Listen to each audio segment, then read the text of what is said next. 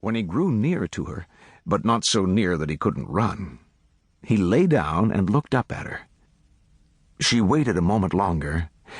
Then she carefully opened the book, and softly she began to speak. "There once was a sailor," she read, "who had to travel for many years over the sea before he could return home." The bear gazed up at her as she said the words and turned the pages. He couldn't understand any of what she was saying, but as he listened to the sound of her voice, happiness washed over him like waves. He returned day after day all that summer. When she read in a fearful voice about the sailor getting lost, he felt afraid. When she laughed at how the sailor played tricks, the bear would feel strangely happy. When she read of his love, the bear looked up at the woman with wide eyes and watched as her gentle mouth formed the words. All the words she read made a story for her bear. Whenever she read, he felt the waves of mysterious feelings carried by her voice. Sometimes her voice was soothing, and the bear grew peaceful. And sometimes she sounded excited or scared, and his hair bristled, and he gave a low growl.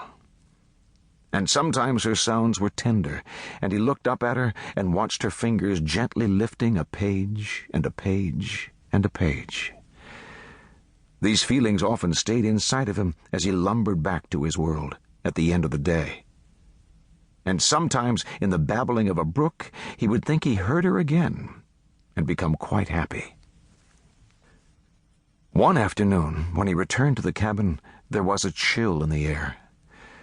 She put down her book, looked at the bear, and said, I wish you could read these books when I'm away for the winter." Then she smiled at him, and the bear, seeing her smile, felt lightness in his heart.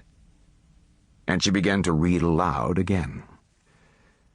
When next he came, he was carrying something in his mouth. It was the scrap of paper from his cave, with its mysterious marks.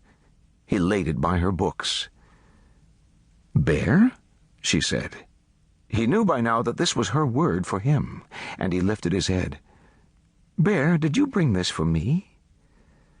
And then she read it in her gentle voice, as if it were a story he was giving to her.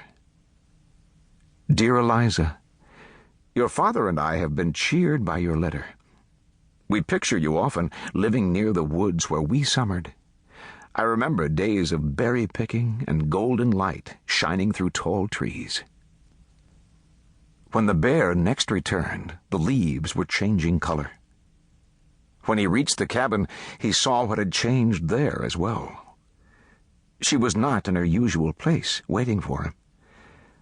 The bear walked into her yard, taking a few steps and moving his big head from side to side. He walked this way up to where her chair had been. There, under the tree where she usually sat, were her books. There were many of them, more than he had ever seen, lying on a cloth, fallen leaves and pine cones on their covers.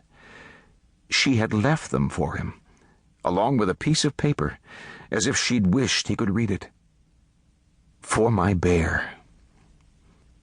He looked at what she'd left him with his big head close.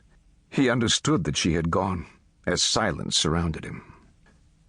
Then, tenderly, as tenderly as he could, he put his teeth around the book with the brown cover and carried it away.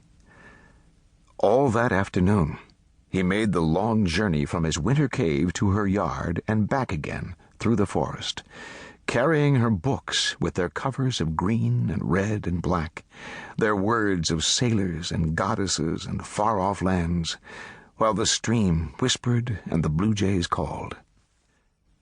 That night, as the moon rose like a white page with mysterious marks, he lay among the hard covers of her books.